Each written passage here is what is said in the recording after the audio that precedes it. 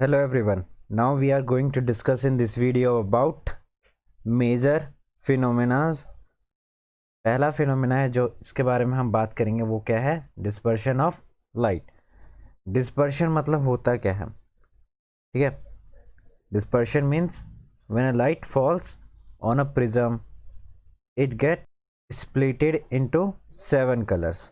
ठीक है, 7 कलर्स में टूट जाता है। जब भी लाइट किसी प्रिज्म के ऊपर फॉल होगा तो ये 7 कलर्स में टूट जाएगा। उस प्रोसेस को हम बोलते हैं डिस्पर्शन। लेकिन उससे पहले हमने एक एक्टिविटी यहाँ पे तुम्हारे बुक में भी गिवन है और हमने यहाँ पे दिखाया भी है। इसमें कुछ टर्म्स है। जब लाइट फॉल होती है प्रिज्म के ऊपर तो कैसे बिहेव करती है वो लाइट, कैसे डेविएट होती है, किस एंगल पे, कौन सा इंसिडेंट रे है, कौन सा रिफ्रैक्टेड रे है, एमर्जेंट रे है, इन सब के बारे में हम यहाँ पे देखते हैं। ठीक है, जैसे हमने लाइट वाले चैप्टर में हमने ग्लास स्लैब के बारे में देखा था कि लाइट को हमने फॉल किया था ग्लास स्लैब के ऊपर। ठीक है, तो पहले क्या हुआ था, रेयर टू डेंसर गया था। ठीक है, तो आरबीडी बेंड टुवर्ड्स नॉर्मल। फिर क्या गया था, डेंसर टू रेयर, तो डर अवे फ्रॉम द नॉर्मल। फिर हमने बोला था कि इसका डिस्टेंस और इसका distance is known as lateral displacement. ठीक है, तो कुछ बिहेवियर शो करता है जब लाइट को हम प्रिज्म के ऊपर फॉल करते हैं। देखो यहाँ पर क्या था कि ये दोनों सरफेस आपस में पैरेलल है, बस यहाँ पर ऐसा नहीं है। ठीक है, तो इस केस में लाइट कैसे बिहेव करेगा ये देखना है इसके अंदर। ठीक, देखो जब वाइट लाइट को हमने फॉल किया, ठीक है, इसके ऊपर, जब वाइट लाइट को हमने प्रिज्म के ऊपर फॉल किया, ये बेसिकली प्रिज्म है। ठीक है, लाइट गया कैसे, किसी एंगल से गया है लाइट। ठीक है, ये क्या है, नॉर्मल है, ये दिस इज नॉर्मल। देखो ये 90 डिग्री का एंगल बना रहा है सरफेस के साथ। ठीक है, तो जो इंसिडेंट रे नॉर्मल रे के साथ जितना एंगल बना है उसको क्या बोलते हैं हम, एंगल ऑफ इंसिडेंस। ठीक है, अब इसको जाना कैसे चाहिए था, इस तरफ जाना चाहिए था, बट ये क्या हो गया, डेविएट हो गया। डेविएट हो गया कि कितना, किस तरफ चला गया, इस तरफ चला गया। ठीक है, तो इस रे को हम क्या बोलते हैं, रिफ्रैक्टेड रे। रिफ्रैक्टेड रे। ठीक है, और ये क्या हुआ, टुवर्ड्स नॉर्मल गया या अवे नॉर्मल गया। तो अभी देख लेते हैं, this is rare medium, this is denser medium, and we know that when light goes from rare to denser it bends towards the normal. ये क्या है, नॉर्मल की तरफ बैंड हो गया। बेसिकली नॉर्मल कहाँ है, ये वाला है नॉर्मल। ठीक है, इसका नॉर्मल ये वाला है और इसका नॉर्मल ये वाला है। ठीक है, ये दोनों नॉर्मल है, तो लाइट क्या है, बैंड हो गया नॉर्मल की तरफ। ठीक, अब इस लाइट को निकलना है बाहर। ठीक, तो जब लाइट डेंसर टू रेयर जाए, we know that when light goes from denser to rare it goes away from the normal. तो ये इस तरफ ना जा करके किस तरफ गया, अवे, नॉर्मल से दूर चला गया। और देखो ये वाला एंगल जो है, इंसिडेंट रे और रिफ्रैक्टेड, नॉर्मल और रिफ्रैक्टेड रे के बीच में जो एंगल बन रहा है उसको बोलते हैं एंगल ऑफ रिफ्रैक्शन।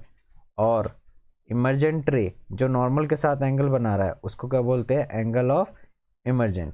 ठीक है, एक टर्म और आता है, जैसे इसमें आया था लेटरल डिस्प्लेसमेंट, उसी तरीके से यहाँ पे आता है angle of deviation. Angle of deviation क्या बोलता है कि ओरिजिनल में जैसा जाना चाहिए था लाइट को, वहाँ से जितना एंगल डेविएट हुआ, देखो असली में लाइट कहाँ चला गया, इस तरफ। ठीक है, ये है, ये ओरिजिनल है। ठीक है, और हमने एक्सपेक्ट क्या किया था, ये था, ये एक्सपेक्टेड था, बट ऐसा हुआ नहीं। तो कितना एंगल डेविएट हुआ है यहाँ से यहाँ तक, इस एंगल को बोलते हैं एंगल ऑफ डेविएशन। ठीक है, और इसको किससे शो करते हैं, डेल्टा से। ठीक, this is known as angle of deviation. अब ये इसमें पूछा जाएगा कि ऐसा होता क्यों है। ठीक है, in a refraction through a glass slab the emergent ray is parallel to the incident ray। Glass slab के अंदर जो इमर्जेंट रे था हमारा ये वाला, और इंसिडेंट रे है ये वाला। ठीक है, ये वाला, ये हमने एक्सपेक्टेड वाला है, ये बेसिकली क्या होते हैं, आपस में पैरेलल होते हैं। ठीक है, in a refraction through glass prism the emergent ray is not parallel to the incident ray. इसके अंदर क्या है, इमर्जेंट रे, मतलब ये वाला रे इस रे के क्या है, पैरेलल नहीं है। ये देखो जब इसको हमने एक्सटेंड किया यहाँ पर तो ये इसके पैरेलल नहीं है, बट ग्लास स्लैब के अंदर जब हम इसको बनाते हैं और इसको एक्सटेंड करते हैं तो ये इसके पैरेलल होता है। ठीक है, ये पॉइंट्स में यही लिखा हुआ था। ठीक, the angle between incident ray and emergent ray is called angle of deviation. Incident ray और emergent ray के बीच का जो एंगल होता है इसी को बोलते हैं एंगल ऑफ डेविएशन. और यहाँ पे क्या है, यहाँ पे ये वाला और ये वाला आपस में क्या था, पैरेलल, बट इसके अंदर ये पैरेलल नहीं है. ये देखो यहाँ पे लिखा भी है C D is not parallel to A B.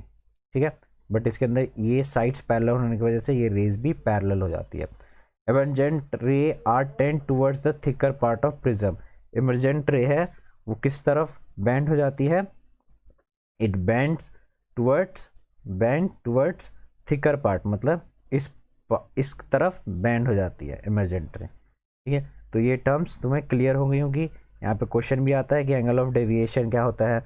Angle of deviation इसके पैरेलल क्यों नहीं होता है, क्योंकि ये सरफेस आपस में पैरेलल नहीं है. देखो ये इसके पैरेलल नहीं है, इस वजह से ये भी पैरेलल नहीं होती. इसके अंदर ये पैरेलल है इसलिए ये सब पैरेलल होती है. ठीक है, मतलब कि इंसिडेंट रे और इमरजेंट रे पैरेलल होती है ये वाली. ठीक है, बिकॉज ऑफ सरफेस. यहाँ पे ऐसा सरफेस है नहीं. नेक्स्ट है dispersion.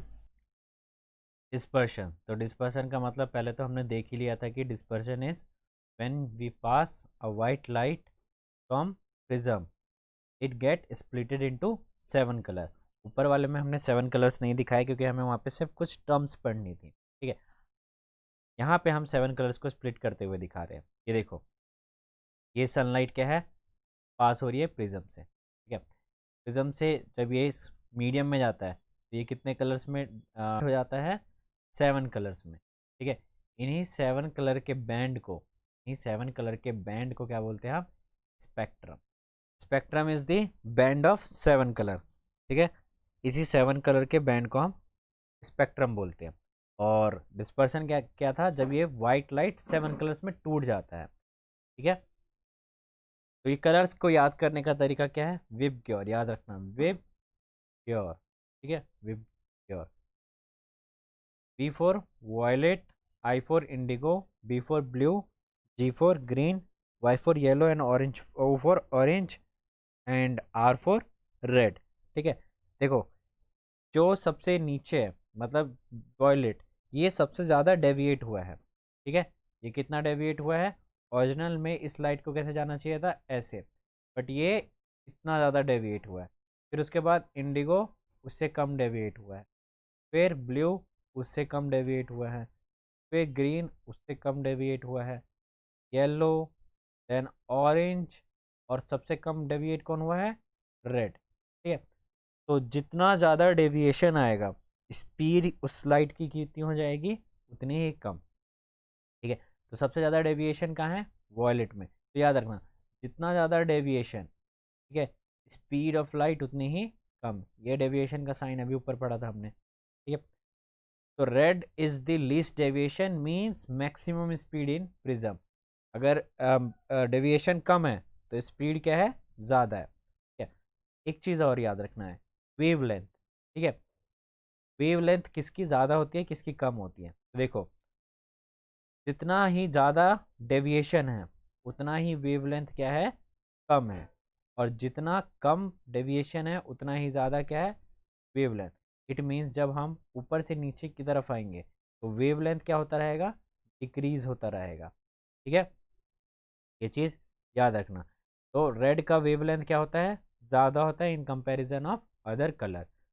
Violet is a maximum deviated, मतलब कि minimum speed in prism. Speed deviation ज़्यादा, स्पीड कम, यहाँ स्पीड है एसपी, स्पीड कम तो वेवलेंथ भी कम है. ठीक है, अब ये वेवलेंथ ज़्यादा और कम होने का हम यूज़ कहाँ करते हैं, तो देखो तुमने देखा होगा रेड लाइट में बेसिकली 3 ही कलर होते हैं. कौन कौन सा कलर, रेड लाइट, ठीक है, फिर yellow light, then green light. ठीक है, तो ये रेड क्यों होता है, येलो क्यों होता है, ग्रीन क्यों होता है. देखो जब फॉगी होता है, ठीक है, तो उस समय हमें कुछ हमारी विजिबिलिटी क्या हो जाती है, डिक्रीज हो जाती है. ठीक है, तो विजिबिलिटी डिक्रीज होने की वजह से ये ग्रीन या फिर येलो ये कलर दूर तक दिखाई नहीं देते हैं. बट रेड क्या है, दूर तक दिखाई देता है. क्यों, क्योंकि इसका वेवलेंथ क्या होता है, ज़्यादा. याद रखना जितना ज़्यादा वेवलेंथ होता है उतनी दूर तक वो लाइट हमें दिखाई देती है। The dispersion of a white light occurs because colours of white light travel out different speed. Dispersion क्यों होता है, अलग अलग मतलब अलग अलग कलर्स में क्यों डिसोशिएट हो जाते हैं, क्योंकि एंगल ऑफ डेविएशन सबका अलग अलग है और स्पीड क्या होता है प्रिज्म के अंदर अलग हो जाता है। इस वजह से हमें ये 7 कलर्स दिखाई देते हैं। Due to red light wavelength is more, wavelength ज़्यादा होने की वजह से रेड लाइट के अंदर, ठीक है, मतलब रेड लाइट, ये रेड वाला लाइट, ठीक है, इसका वेवलेंथ ज़्यादा होने की वजह से इसको हम कहाँ यूज़ करते हैं, as an signal indicator, okay, जो हमें दूर तक भी दिखाई दे इन कंडीशन ऑफ फॉग। इसके बाद आता है आइजैक न्यूटन। आइजैक न्यूटन ही फर्स्ट साइंटिस्ट थे जिन्होंने स्पेक्ट्रम ऑब्टेन किया था सनलाइट से बाय यूजिंग ग्लास प्रिज्म। फिर उन्होंने क्या किया था, सबसे पहले तो उन्होंने ये वाइट लाइट से 7 कलर में डिसोशिएट कर लिया, ठीक है, स्प्लिट करवा लिया। फिर सेम उन्होंने इसको रिकम्बाइन भी किया। रिकम्बाइन करने के लिए उन्होंने प्रिज्म को उल्टा रखा और जब प्रिज्म उल्टा रखा तो इनको वापस वाइट लाइट मिल गया है, ठीक है। तो ये है रिकॉम्बिनेशन, आइजैक न्यूटन रिकॉम्बिनेशन भी हम बोल सकते हैं। इसका डायग्राम कैसा है ये देखो, वाइट लाइट उन्होंने पास करी 7 कलर्स में उनको मिल गया, फिर उन्होंने प्रिज्म उल्टा करके रखा तो वाइट लाइट वापस रिकम्बाइन हो गए, रिकॉम्बिनेशन ऑफ वाइट लाइट, ठीक है। किसने दिया था, आइजैक न्यूटन ने। Second phenomena is total internal reflection. क्या है टोटल इंटरनल रिफ्लेक्शन, देखते हैं हम। वैसे इस पूरे चैप्टर में हम ज़्यादातर किसके ऊपर पढ़ रहे हैं, रिफ्रैक्शन के अंदर, ठीक है। अगर कोई पूछेगा कि रिफ्रैक्शन के अंदर रिफ्लेक्शन हो सकता है क्या, हाँ हो सकता है, बट कंडीशन क्या होनी चाहिए, ये रही 2 कंडीशन।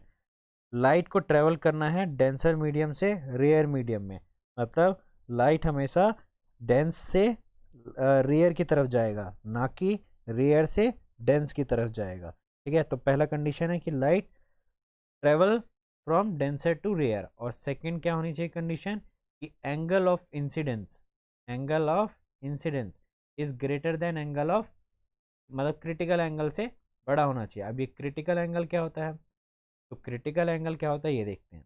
देखो जब हम डेंस हाँ डेंसर टू रेयर की तरफ लाइट डालते हैं तो डर away from the normal, normal से लाइट दूर जाती है, ठीक है। तो ये लाइट रिफ्रैक्टेड रे नॉर्मल से दूर चली गई, ठीक है, यहाँ पे ये नॉर्मल है।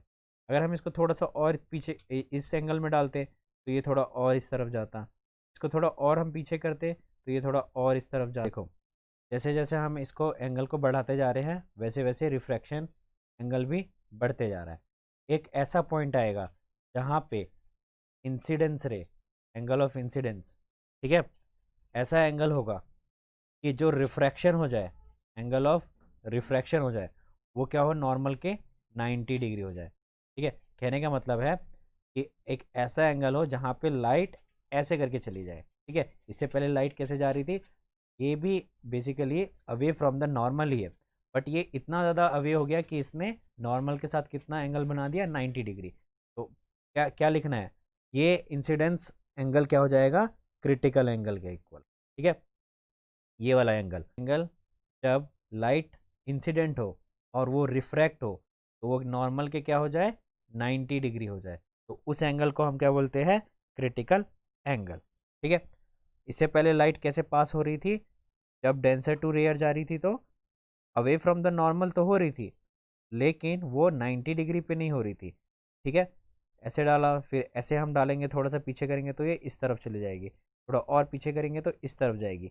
बट एक ऐसा कंडीशन आएगा जब रिफ्रैक्टेड रे, रिफ्रैक्टेड रे क्या हो जाएगी, नॉर्मल के परपेंडिकुलर हो जाएगी, तो उस एंगल को हम क्रिटिकल एंगल बोलते हैं। लेकिन रिफ्लेक्शन करवाना है, रिफ्रैक्शन नहीं करवाना है, क्या करवाना है, रिफ्लेक्शन, तो हमें एंगल ऑफ इंसिडेंस को क्रिटिकल एंगल से बड़ा रखना पड़ेगा। मतलब ये जो ये कंडीशन आया ना जहाँ पे रिफ्रैक्शन 90 डिग्री हो रहा है, इससे थोड़ा बड़ा रखेंगे।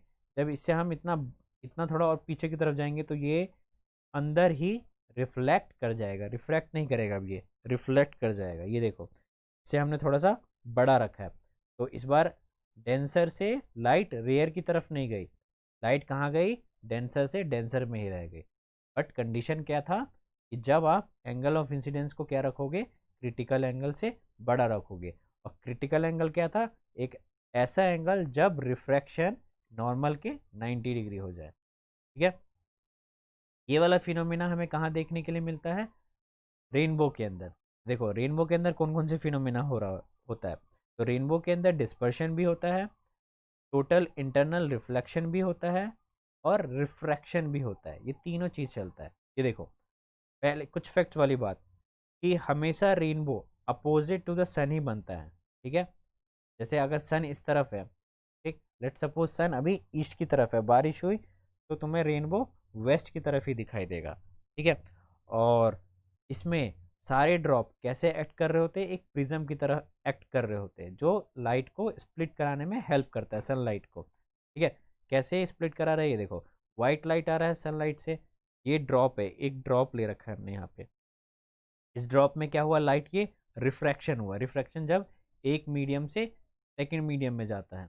अब यहाँ पे ये डिस्पर्स हो गया, डिस्पर्सन मतलब कि when white light split into 7 colour, 7 colour में टूट गया, बट ये लाइट को आगे जाना चाहिए, तो ये क्या हो गया यहाँ पे, रिफ्लेक्ट हो गया, यहाँ पे रिफ्रैक्शन नहीं हुआ, रिफ्लेक्ट हो गया। इसी फिनोमिना को बोला है यहाँ पे टोटल इंटरनल रिफ्लेक्शन। ऐसा एंगल जब क्रिटिकल एंगल से भी बड़ा हो जाए, तो उस केस में इसी मीडियम में लाइट रिफ्लेक्ट कर जाता है। तो इसी मीडियम में गया और इसी मीडियम में लाइट रिफ्लेक्ट हो गया, जैसे यहाँ पे है, इसी मीडियम में गया और इसी मीडियम में लाइट रिफ्लेक्ट हो गया। फिर यहाँ पे आते हैं तो हमें फिर से रिफ्रैक्शन देखने के लिए मिलता है, कि लाइट अब यहाँ पे पास कर गया, और फिर हम इसको देख रहे हैं तो हमें रेनबो दिखाई देता है। ठीक है, it is formed in a direction of opposite to that sun, sun के अपोजिट बनता है, और they refract and disperse the incident ray and reflect it internally and finally. हाँ, ये क्या कर रहा है, वो चीज़ यहाँ पे लिखी हुई है कि पहले वो रिफ्रैक्शन करता है, फिर डिस्पर्शन करता है, फिर टोटल इंटरनल रिफ्लेक्शन करता है, फिर रिफ्रैक्शन, देन फाइनली तुम्हें रेनबो दिखाई देता है। तो ये तीन फिनोमिना इसके साथ चलता है। बट कोई पूछे कि किस फिनोमिना पे रेनबो बेस है, तो हमें लिखना है डिस्पर्शन, क्योंकि मेन फंक्शन यहाँ पे क्या है कि व्हाइट लाइट को ही 7 कलर्स में स्प्लिट करवाना है। ठीक है, नेक्स्ट है scattering of light. Scattering of light का मतलब क्या है, जब भी लाइट किसी ऑब्जेक्ट के ऊपर फॉल करता है तो वो क्या कर जाता है, स्कैटर कर जाता है हर डायरेक्शन में। इसी फिनोमिना को हम क्या बोलते हैं, scattering of light. When a light fall on a object it get in different direction, random किसी भी डायरेक्शन में जा सकता है। और स्कैटरिंग ऑफ लाइट को अच्छी तरीके से टिंडल ने एक्सप्लेन किया था। बेसिकली टिंडल के नाम पे भी पढ़ा था वो, टिंडल इफेक्ट। टिंडल इफेक्ट था क्या, कि तुमने देखा होगा कि बंद कमरे में जब रोशनी आ रही होती है कोने से, तो हमें पाथ दिखाई देता है और उसमें पार्टिकल्स मूव करते हुए दिखाई देते हैं। ठीक है, यहाँ पे क्या है, इन पार्टिकल्स के ऊपर जब लाइट फॉल हो रहा है तो क्या हो रहा है, लाइट इधर उधर स्कैटर हो गया है। ठीक है, इसी को क्या बोला गया है, टिंडल इफेक्ट। ठीक है, जब स्कैटरिंग ऑफ लाइट किसी पार्टिकल के थ्रू स्कैटर हो लाइट, और वो पाथ हमें विजिबल हो जाए, जैसे ये वाली पाथ हमें विजिबल हो गई। ठीक है, इस विजिबल पाथ को हमने क्या बोला है, टिंडल इफेक्ट। ठीक, नेक्स्ट आता है कि हर पार्टिकल का साइज अलग अलग होता है, उस रिस्पेक्टिव में लाइट भी स्कैटर होता है।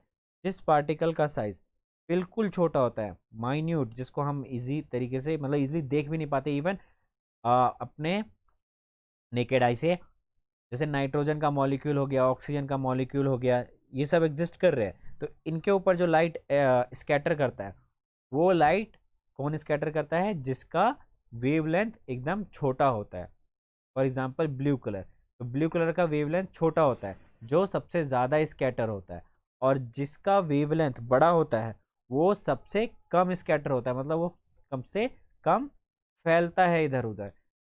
फैलने के बजाय ये डिस्टेंस ज़्यादा ट्रेवल करता है, इसलिए तो हमने रेड लाइट में उसको यूज़ किया है, कि रेड लाइट में क्या है, हमें डिस्टेंस से मतलब होता है, वो फैले ना, फैलने से मतलब नहीं होता है।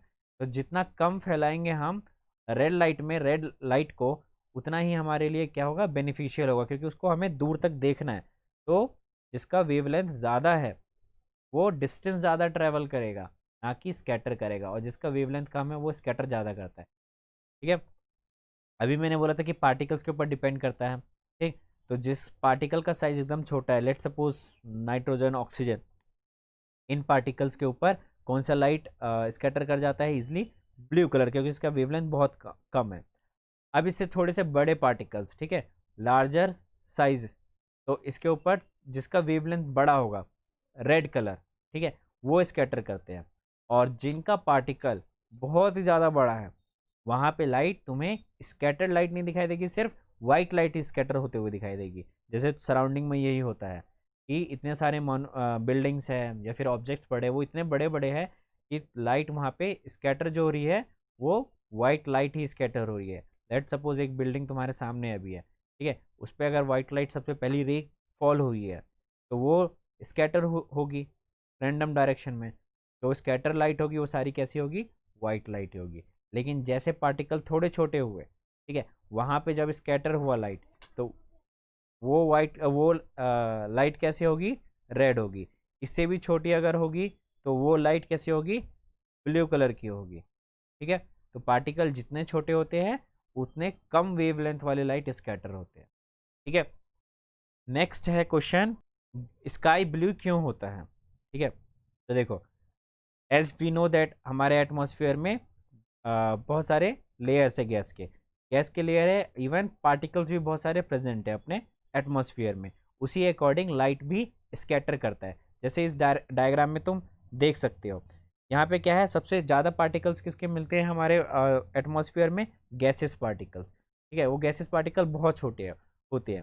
तो the scattering of A blue light by gas molecules, तो गैस मॉलिक्यूल्स होने की वजह से, ठीक है, तो लाइट कौन सा स्कैटर कर रहा है, सिर्फ ब्लू लाइट सबसे ज़्यादा स्कैटर कर रहा है। वैसे क्या था स्पेक्ट्रम, विब और VIB GY OR, तो ब्लू लाइट जो है ये सबसे ज़्यादा स्कैटर कर रहे हैं। देखो स्कैटर वायलेट भी करता है, इंडिगो भी करता है, बट सबसे ज़्यादा स्कैटर कौन सा कर रहा है, ब्लू वाला कर रहा है, ठीक है। और बाकी लाइट्स देखो यहाँ पे, जैसे तुम ग्रीन भी स्कैटर कर रहा है हल्का फुल्का, ठीक है, लेकिन सबसे ज़्यादा स्कैटर ब्लू कर रहा है यहाँ पे गैस मॉलिक्यूल्स के ऊपर फॉल होने के बाद।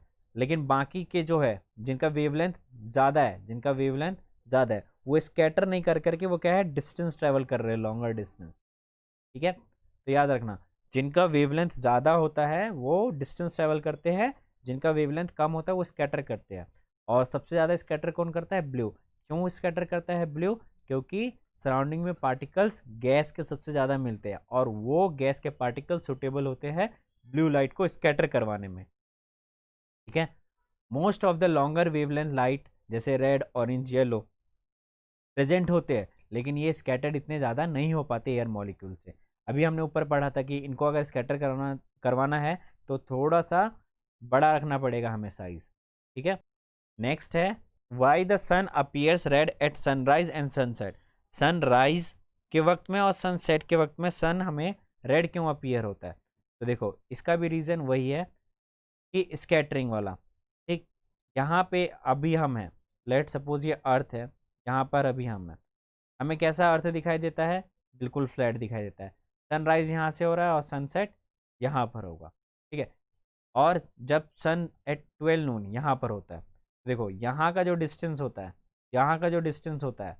ठीक है, जो देख रहा है इसको, ठीक है, वो क्या होता है, सबसे ज़्यादा लंबा होता है, लॉन्गर डिस्टेंस होता है। और यहाँ का जो डिस्टेंस होता है वो क्या होता है, शॉर्टर डिस्टेंस होता है।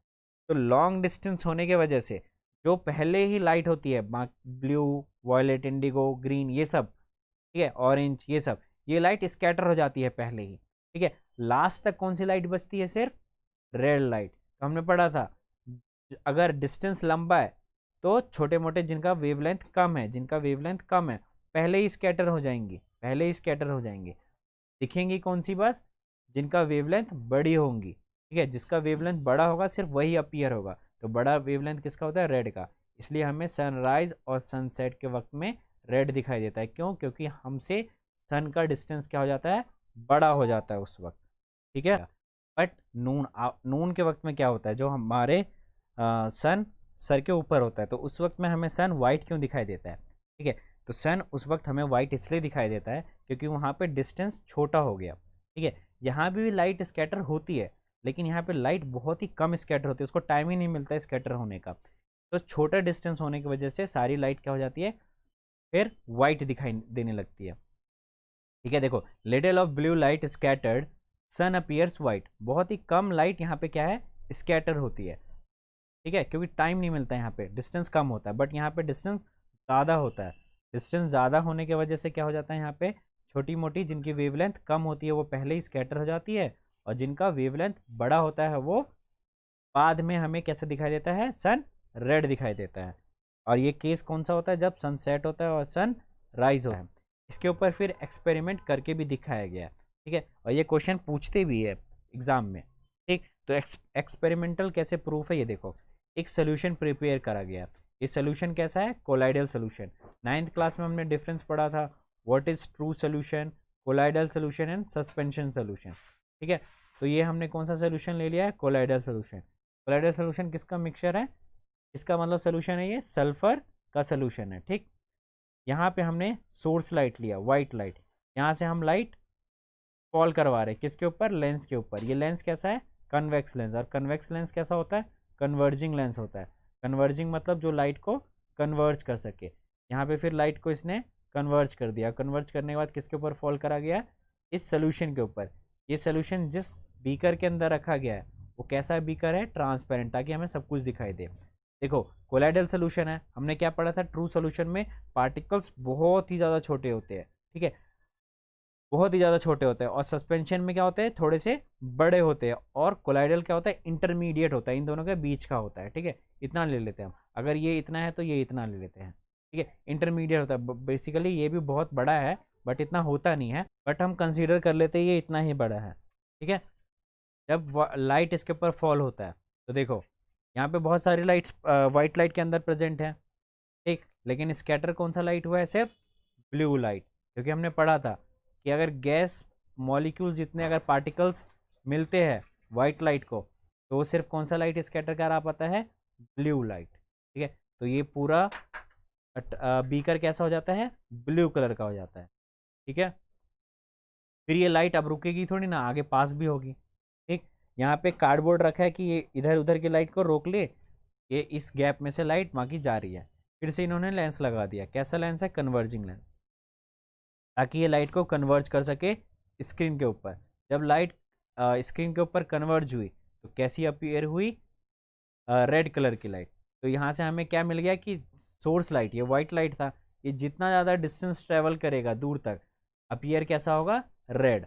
और जितना शॉर्टर डिस्टेंस करेगा, देखो यहाँ तक तो वाइट ही था, और यहाँ पे जैसे उसको पार्टिकल्स मिल गए तो वो अपने ब्लू कलर को क्या कर देगा, स्कैटर कर देगा। और वो इसलिए हमें स्काई भी ब्लू दिखाई देता है, और दूर होने की वजह से सनराइज और सनसेट के वक्त रेड दिखाई देता है सन, और शॉर्टर डिस्टेंस होने की वजह से नून में हमें कैसा दिखाई देता है, वाइट कलर का सन दिखाई देता है, ठीक है। नेक्स्ट फिनोमिना है एटमॉस्फेरिक रिफ्रैक्शन। क्या है ये एटमॉस्फेरिक रिफ्रैक्शन, ये देखो, एटमॉस्फेयर के वजह से, एटमॉस्फेयर में क्या होता है, डेंसिटी एयर की अलग अलग होती है। अगर मैं वैक्यूम की बात करूं और अपने अर्थ के एटमॉस्फेयर की बात करूं, तो वैक्यूम के अंदर क्या है, एयर होता नहीं है, ठीक है। तो यहाँ पे हो जाता है रेयर मीडियम, और अपने एटमॉस्फेयर के अंदर ये हो जाता है डेंसर मीडियम। जब लाइट रेयर मीडियम से डेंसर मीडियम में आए, ठीक है, तो क्या होता है यहाँ पर, हमें पता है कि आर से जब डी की तरफ जाता है तो बेंड्स टुवर्ड्स नॉर्मल, ठीक है, बेंड्स टुवर्ड्स नॉर्मल, तो नॉर्मल की तरफ बैंड हो जाता है, ये बैंड हो जाएगा। तो इस फिनोमिना को क्या बोलते हैं, एटमॉस्फेरिक रिफ्रैक्शन। अब इस एटमॉस्फेरिक रिफ्रैक्शन की वजह से क्या क्या होता है ये पढ़ेंगे हम। स्टार्स ट्विंकल करते हैं, टिमटिमाते हैं। स्टार्स हमें अपने एक्चुअल पोजीशन पे ना दिख करके थोड़े से ऊपर दिखाई देते हैं।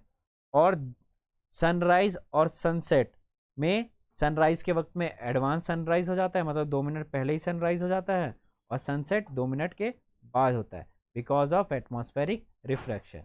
एटमॉस्फेरिक रिफ्रैक्शन की वजह से ही होता है। देखो स्टार्स कैसे ट्विंकल करते हैं,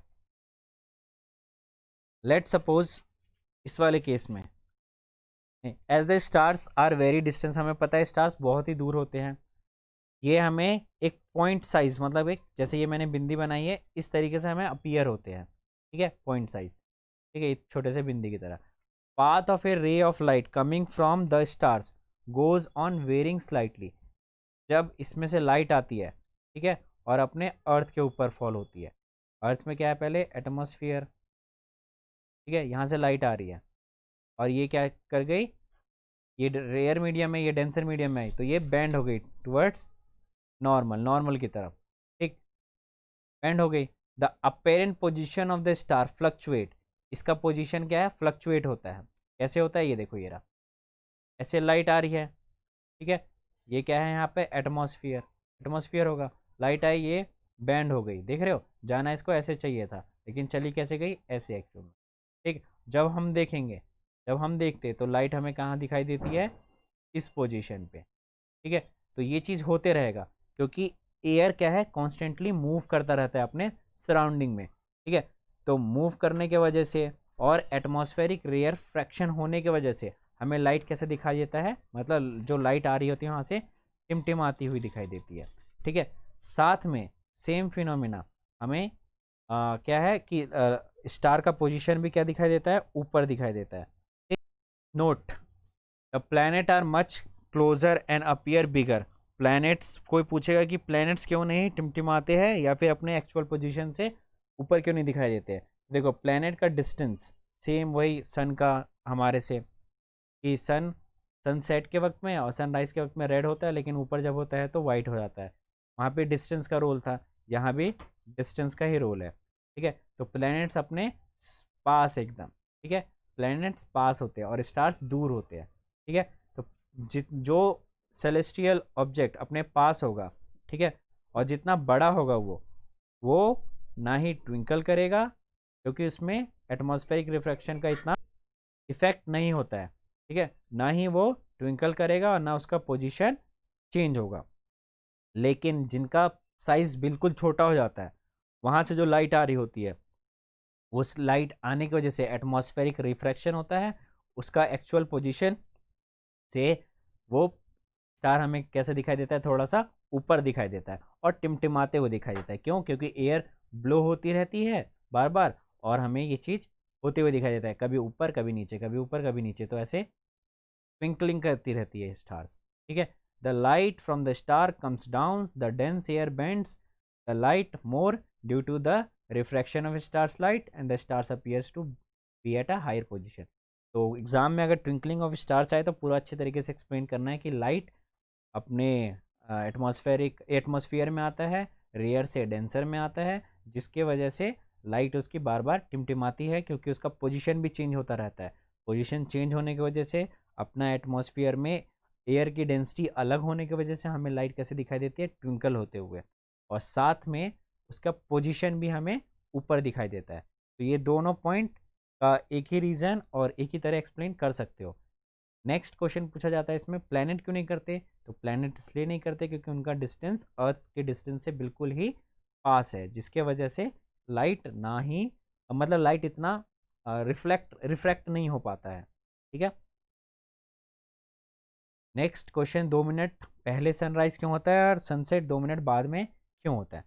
तो देखो, मैंने वही चीज़ बताया, तुम अर्थ पे खड़े होकर के देखते हो अपने आप को, तो तुम्हें क्या लगता है हम किसी फ्लैट सरफेस के ऊपर है, लेकिन एक्चुअल में है नहीं, सरफेस अपना ऐसा है। लेट सपोज सन यहाँ से राइज हो रहा है और सन यहाँ पे सेट होता है, जैसे यहाँ पे दिखाया गया है। सन यहाँ पे क्या है, अपना एटमॉस्फेयर, ये एटमॉस्फेयर, यहाँ से क्या है, रे आई और अंदर की तरफ रिफ्रैक्ट हो गई, ठीक है। और जब इसका इमेज बनेगा तो इमेज क्या है, बने कैसा बनेगा, इस हॉराइजन, ये जो अपना हॉराइजन है, ठीक है, इसके नीचे तो हमें कुछ दिखाई नहीं देता है, तो इस हॉराइजन से थोड़ा सा ऊपर दिखाई देता है सन अपना, ठीक है। इसलिए हम बोलते हैं कि 2 मिनट पहले ही सन राइज हो जाता है। सनसेट के वक्त में ये देखो, सनसेट हो चुका है, सनसेट क्या है, हो चुका है, लेकिन इसके लाइट आने की वजह से, मतलब लाइट जब आ रही है एटमॉस्फेयर में आई, फिर ये बेंड हो गई और जब इसकी इमेज बनी तो ये हॉराइजन से ऊपर निकली, तो ये 2 डिले होते हुए दिखाई देता है। यहाँ पर क्या है, 2 मिनट पहले ही निकल गया, एक्चुअल में पोजीशन ये था, ठीक है, बट हमें दिखाई कहाँ देता है, यहाँ पर। इसका एक्चुअल पोजीशन क्या है, ये है, बट ये अभी भी हमें सन सेट होते हुए दिखाई दे रहा है। यहाँ पे हुआ नहीं है सनसेट, यहाँ पे होते हुए दिखाई दे रहा है, और यहाँ पे ये क्या है, सनराइज हो चुका है, ठीक है। तो यहाँ पे देख रहे हो, एक्चुअल में यहाँ पर है, बट हमें दिखता कहाँ है, सन अपीयर्स यहाँ पे, और यहाँ पर क्या है, एक्चुअल में यहाँ होता है, बट हमें दिख क्या रहा होता है कि अभी भी सन सेट हो रहा है, ठीक है। Ramayo mentoring make a difference. Subscribe us on YouTube and get free doubt clearing session. और नोट्स।